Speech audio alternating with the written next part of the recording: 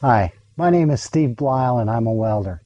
Whether you're headed out to work in the welding industry or out to your home shop, the goal in welding is the same, putting two pieces of metal together so they stay together. There are many variations and options in joining metal, not only material thickness, weld position, or strength requirements, but also individual techniques and skill levels. Every weld joint is made one weld bead at a time, so let's review some of the basic fundamentals.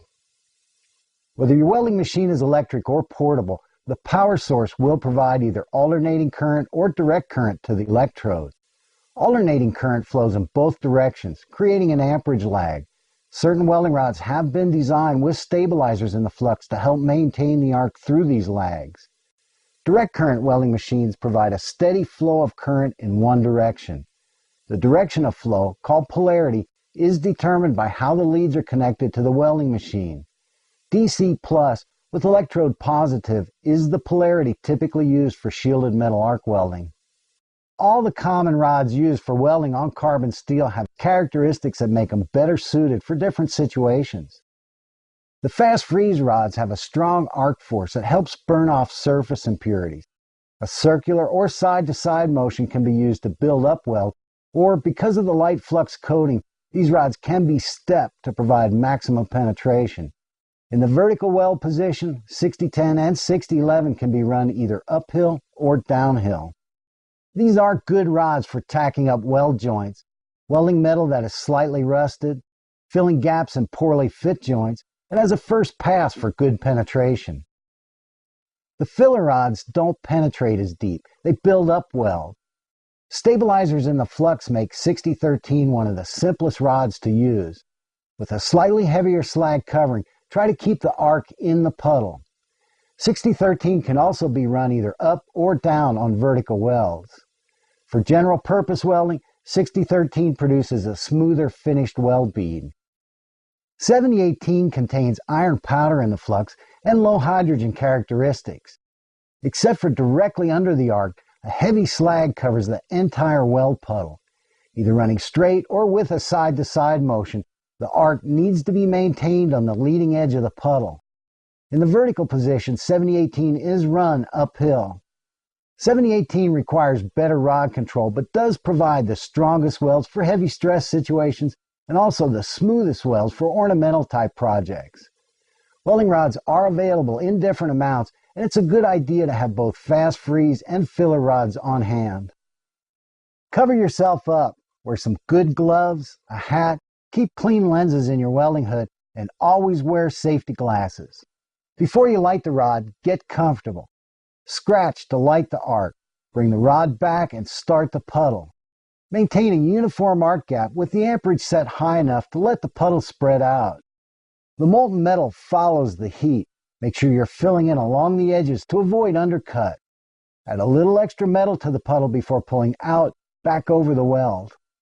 You should always examine the finished weld bead for any defects, but really, you need to see the weld as it's going in.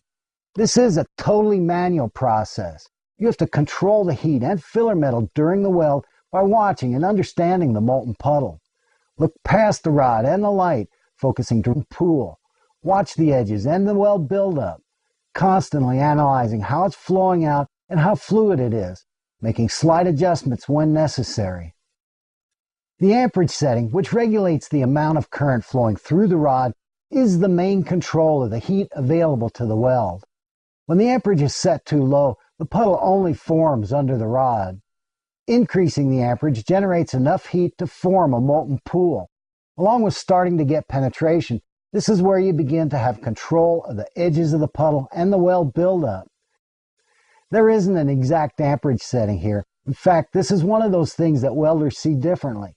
Also, as the metal thickness or weld position changes, the amount of heat required will be different. Watch the puddle. You're looking for it to flow out to the sides of the rod. When the amperage is increased more, the molten pool penetrates deeper and spreads. Eventually, the filler metal becomes so fluid and agitated you can no longer control it. Experiment with the amperage setting. For good penetration and smoother welds, you want the amperage set as high as you can while keeping the molten metal from becoming too fluid to handle. Because of the characteristics of the flux coating, the puddle will look different depending on the type of rod you're using. The entire puddle is visible with 6010 or 6011. Slag covers the top rim of 6013, but the molten metal is still visible on the sides, and the puddle should move easily with the rod. With 7018, slag covers the entire puddle, but you still want to see it flowing out to the sides, with the slag solidifying back from the rod. During the weld, the filler metal is actually solidifying underneath while the slag stays molten. In the horizontal or vertical position, the slag can run or drip. Don't let this fool you into thinking the weld is too hot. You'll probably need to experiment more to set the amperage for 7018, but you will get better results running a little to the hot side. Regardless of which rod you use, the amperage only provides the heat. The rod angle determines how fast the metal will heat up.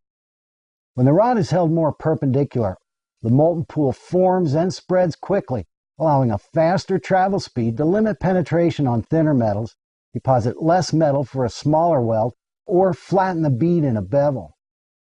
As the rod is angled, some of the heat is taken off the metal. A slower travel speed can be used to build up a crowned weld bead. If the rod is angled too much, the metal won't get hot enough. The molten pool will narrow, the bead will stack up, and you'll lose control of the edges of the puddle. On most weld joints with a good fit-up, you want to maintain a consistent rod angle to produce a uniform weld bead. In some situations, though, you may need to vary the rod angle during the weld. To fill a gap in a weld joint, the rod can be angled more, slowing down to deposit more metal, keeping the build-up uniform, then angled back up to finish the weld. Controlling the rod angle takes a little practice, but you need to stay loose and relax. Whether you're holding the rod up to flatten the bead or angling it to build up weld, you want to travel at a speed that keeps the molten puddle the same size. Watch the puddle. If the travel speed is too fast, the metal doesn't have time to melt, so the puddle narrows. If the travel is too slow, the metal gets hotter and the puddle spreads. Depending on the rod, the filler metal may flatten out or stack up and roll. Always maintain the size of the puddle with the travel speed. Last is the arc gap, which is the distance from the tip of the rod to the metal. Shielded metal arc welding machines use a constant current power source. The amperage is set with the voltage varying to maintain the arc. You want to avoid jamming the rod right down against the metal or long arcing too far, but you can use slight variations in the arc gap to help control the heat and shape the weld.